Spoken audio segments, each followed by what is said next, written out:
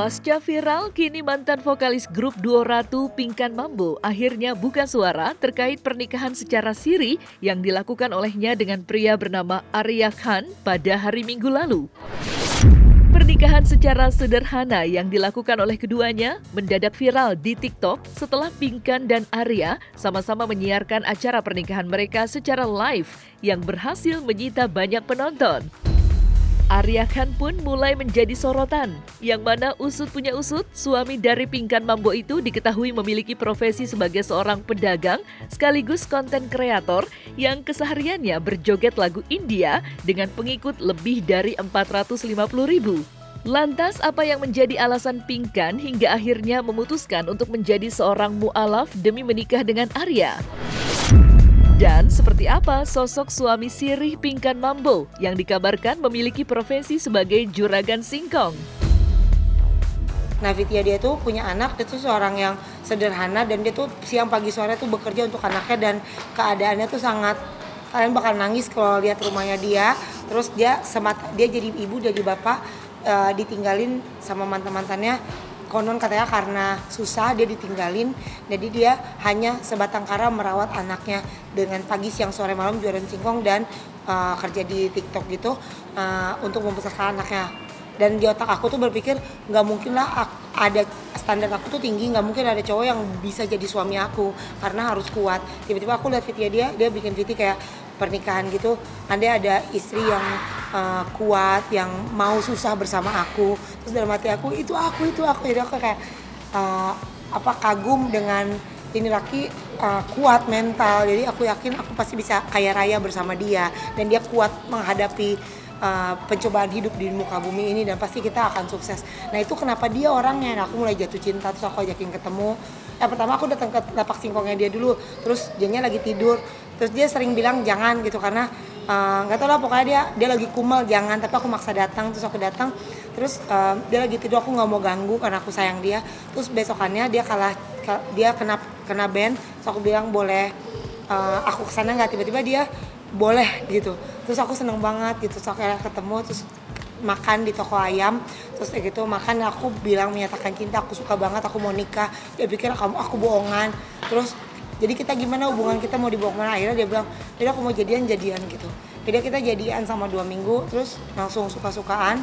Terus dia mulai jatuh cinta karena aku buatin lagu di live, aku buatin lagu sama aku ucapin selamat ulang tahun dan dia terharu sama 5 tahun nggak pernah diomongin selamat ulang tahun. Terus yaudah akhirnya pacaran 2 minggu terus nikah. Awalnya dia memang udah terkenal di TikTok dengan follower banyak, aku juga banyak banget followernya, sama-sama ngetop di TikTok. Terus kita memang suka ada PK challenge kan yang dapat telur, terigu segala macam jadi bonyok. Nah itu random kan tiba-tiba.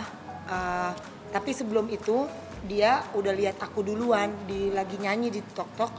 Aku ya cantik, narinya seksi, pokoknya dia suka lah sebagai cowok, tapi menurut otaknya juga nggak mungkin lah digapai karena siapa gua gitu. Tapi ketika suatu sore aku ngundang dia, random aja siapa di situ aku undang, terus kita tanding challenge kan berdua, kayak tanding adalah gitu pertandingan. Terus di situ perkenalannya dia tanya, halo Pinkan apa kabar? Aku jawab kurang baik, aku baru putus sama pacar aku. Dia bilang, oh tenang ada aku. Terus aku bilang kayak gitu ngomong, terus aku akan buat kamu jatuh cinta sama aku, dia bilang gitu. Terus aku bilang nggak mungkin Arya gitu, nggak mungkin karena emang jijik banget ngeliat dia tuh alay, kayak mukanya hitam, terus kayak itu kalau di konten tuh kayak iya menyotin bibir gitu-gitu. Hitam terus manis ya? Iya, terus udah gitu enggak, tadinya jijik beneran, udah gitu nggak mungkin banget lah dia tuh jadi pacar aku, tuh bener-bener di otak aku tuh nggak mungkin.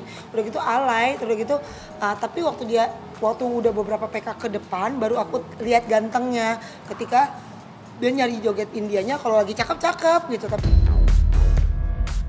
Aku ngeliatnya begini, kan awal aku nggak nyangka kalau dia itu suka sama aku.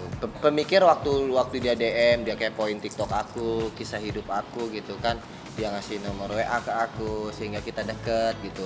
Aku berpikirnya dia mah cuman berteman biasa, temen challenge gitu, temen duet gitu di TikTok ya. Ternyata kesini sininya dia nge-WA, teleponan aku, nanya aku, perhatian sama aku. Di situ aku mulai ada tanda tanya gitu, ini bener nggak sih, ini bener nggak sih gitu kan. Dia ada perasaan. Terus ya yang tadi dia bilang tadi, yang ulang tahun, dia ngucapin ulang tahun, aku terharu, dia nyetain lagu buat aku, ya rencananya bagus ya gitu. Lagunya itu Cinta Sederhana. Jadi mengisahkan seorang wanita yang ibaratnya superstar jatuh cinta sama laki-laki yang kampungan gitu loh, ibarat kata gitu. Jadi wanita tersebut itu ingin mencari cinta yang sederhana gitu. Gitu sih awalnya. Cinta itu sederhana gitu, nggak mana. Dia nggak mana harta, fisik dan lain sebagainya. Yang dia cari kebahagiaan, kenyamanan dan kesetiaan. Iya, yang bikin kita deket itu penonton di TikTok gitu loh. Mereka senang duet dengan kita, terus baper-baperan, kocak, lucu, semuanya ada di situ lengkap. Nah, akhirnya lama-lama penonton sendiri yang bikin ngedeketin kita kalau ada challenge ini ketemu gitu, challenge ini dia datang ke kesempatan, aku datang ke best nyetir jam gitu. 2 pagi. Jadi terus-terusan begitu tuh, jadi semakin erat, semakin dekat, dan netizen sendirilah yang nyatuin kita gitu sebenarnya. Kita ada rasa sebelumnya di balik itu, tapi netizen yang memperkuat gitu ya, memperkuat nyatuin kita gitu, cocok, terhibur, sama-sama kocak, ibaratnya kasarnya sama-sama koplak lah gitu ya. Perjalanan cinta Pinkan Mambo dengan Arya Khan nyatanya tak semulus dengan apa yang dijalankan oleh keduanya selama ini. Iya, di tengah kebahagiaannya, putri pertama Pinkan, Michelle Ashley, secara belak-belakan mengaku tak menyukai hubungan yang dijalin oleh sang ibunda. Bahkan menurut pengakuan dari Pinkan, Michelle pun sempat mengabaikan sapaan dari Arya. Menyadari respon tersebut, Arya pun tidak memaksakan diri untuk lebih dekat dengan Michelle dan memilih untuk tetap mengerti perasaan yang dirasakan oleh anak tirinya tersebut. Kalau ada anak kecil mah follow aja kan, karena masih kecil. Terus kalau Koko Rachel kan udah besar, tapi dia kan nama aku CS. Kalau Rachel tuh waktu dari aku zaman susah, zaman itu kita kan ibaratnya waktu kita belum punya mbak-mbak, kita berdua itu partneran. Lu bagian engke, aku bagian jualan pisang gitu-gitu. Jadi aku sama Rachel tuh deket banget, sehingga dia sangat mengerti mamanya tuh kesepian, mamanya tuh butuh kasih sayang, dan sangat mengerti mamanya tuh sederhana banget. Dibalik aku ngomong kayak Raya, aku tuh sosok yang sangat sederhana. Nah tuh Rachel mengerti. Jadi Rachel yang penting mama bahagia, dan yang penting cowoknya jangan jahat. Kalau jahat ya berhadapan sama gua lah. Rachel gak ada terdepan aku lah. Dia diam-diam gitu, tegas dia orangnya. Kalau Michelle doang sih, Michelle kan nggak setuju kan. Jadi ada masalah juga, nggak tahu kenapa masalahnya sehingga dia nggak setuju. Dia membantah keras lah. Ya anyway, kita kan ya orang tua. Jadi anak harus menghargai orang tua. Lagi kalau nggak setuju ya Michelle aja nikah sama Arya. Ya kan, lagian misalnya dekat sama Billy juga nggak bilang-bilang kok sama aku. Ya aku kaget juga. Ya sekarang aku mau nikah, aku udah bilang Rachel, suruh bilangin Michelle. Nah berarti Rachel juga yang salah. Panggil wawancarain aja si Rachel, kenapa dia nggak ngomong sama Michelle apa kayak gimana. Pokoknya Michelle ngerasa nggak diundang, tapi aku udah bilangin Rachel. Tapi kayaknya Michelle tuh ngada-ngada bilang nggak diundang, kayaknya dia cuma cari alasan aja. Intinya dia nggak terima kalau mamanya mungkin nikahnya sama tukang singkong. Harusnya kan bisa kan dengan segala, kalian tau lah tinggal di Amerika, apa-apa mahal. Ya dia harusnya mamanya kan udah pernah susah, harusnya dapatnya pengusaha kayak, atau aku juga nggak tahu kenapa. Tanya Michelle sendiri lah kenapa dia nggak setuju. Intinya sampai hari ini kita masih udah adem. Kan bisa bilang suruh cerai sama yang mantan aku sebelumnya, udah aku kabulin. Sekarang salah lagi, dapetnya tukang singkong. Ya mau sampai mati juga pasti akan salah di depan Michelle. Jadi aku harus apa? Aku harus ngapain? Ya udah tanya Michelle, aku juga bingung kenapa jadi viral lagi begini gitu. Udah ketemu, cuma dia mukanya kagak enak sama Arya. Ditegor, melengos. Pribadi aku sih, aku nggak terlalu pengen deket banget atau enggak juga ya. Itu kan kembalikan kepada Michelle-nya. kayak maunya aku sih ya aku rangkul semuanya dari Reza. Sayang lah dia sama Michelle. Yang lainnya kalau bisa Michelle nih aku cuma titip pesan kalau bisa jangan jauhin mami gitu, Pulang ke rumah. sering deket sama mami, Jangan tidur rumah teman. sering sharing, jadikan mami teman hidup, teman curhat, apapun gimana pun Jangan tetap jadiin musuh. orang tua salah pun benernya kita harus berbakti sama orang tua, itu pesan. Oh enggak, ini aku menyampaikan sesuatu aja di wawancara, ya gitu. Ada kendala juga, dia nggak bisa ngomong Michelle karena Michelle bahasa Inggris. Dia kan nggak ngerti bahasa Inggris. Di situ juga Enggak, jadi artinya kendala. itu satu, ya kedua juga aku nggak pernah komunikasi, Ada. ketemu doang. Iya, cuma ketemu doang, papasan, salaman waktu sekali, nggak ada percakapan ngobrol, nggak ada. Ya kata-katanya kalau misalnya kan kalau di kamera manis. Cuma kalau sama aku ketus ngomongnya. Aku sering nangis. Michelle tuh sering nggak sopan. Aku nggak mau cerita sini. Aku nggak mau nangis di sini. Cuma intinya ya menurut cerita Michelle kan mami yang nggak benar. Ya kan selalu beredar aku yang salah.